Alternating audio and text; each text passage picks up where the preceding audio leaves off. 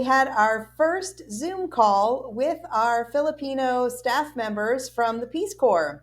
And we got a lot of information from them. So we're going to break it into a few different videos. And they're really excited to have us because we are only the second batch of Peace Corps volunteers to return to the Philippines since the pandemic. And there are about 80 of us. So it's a pretty big group. The first thing they wanted to make sure is that we realize that it was a big commitment. It's a 27-month commitment. They want to make sure that it's right for us and let us know that it will be difficult, it will be challenging and uncomfortable and confusing at times, and they just want us to really know our motivation and our why for going. They encourage us to have a group of people back here in the States that would encourage us to persevere when it got tough and not encourage us to come home when it gets tough. So we're going to talk a little bit about Filipino culture and some of the differences. A couple of things they thought were worth mentioning in the very first Zoom call about Filipino culture is that it is much more indirect than Western culture.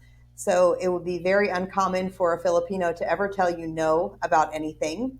And they're very friendly, especially towards foreigners. In fact, they kind of put foreigners on a pedestal and have a colonial mentality. So we want to try to empower them, work alongside them as equals, and try to change that mentality that outsiders are better because we want them to be equal partners with us.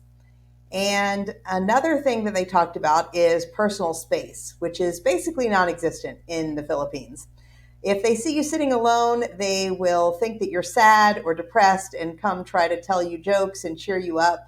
So having some me time is probably not going to happen. This kind of gives you a good idea. Americans are very adamant about personal space. In the US, physical boundaries are very strong, especially when it comes to strangers. So commonly, Americans have like a bubble, and the only time that bubble is broken is to shake hands. When conversing with strangers, there's space. When walking, there's space. Just wherever you go in general, people need their personal space. So that's why there's very seldom bumping or brushing up against someone else. Whereas here in the Philippines, there's all this room on the sidewalk, and yet still another person will walk literally right beside you. Or when getting off the escalator, someone will stand right in front of it while blocking everyone else. Spatial boundaries in the Philippines is really just different. Filipinos like to be close together while Americans need their personal space. So we'll do our best to be prepared for that. The next thing we'll talk about is weather in the Philippines. They wanted us to know that they have two kinds of weather, wet and wetter. We'll be actually arriving during rainy season, and it's very, very humid there. So I am a little bit nervous about the heat and humidity just at my stage of life. So I hope that I will just adjust to that. But it is very wet there and lots of rain. We'll actually be arriving not only during wet season, but during typhoon season. So we're pretty used to that. Living in Florida, it's basically the same as hurricane season. And we will also be going back to the Ring of Fire, which we lived for 5 years in Costa Rica, which is in the Ring of Fire, which means volcanoes and earthquakes.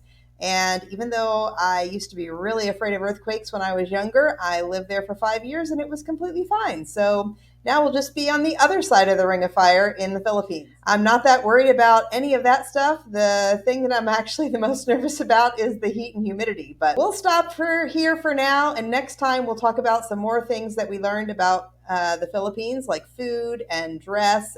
But we look forward to seeing you next time.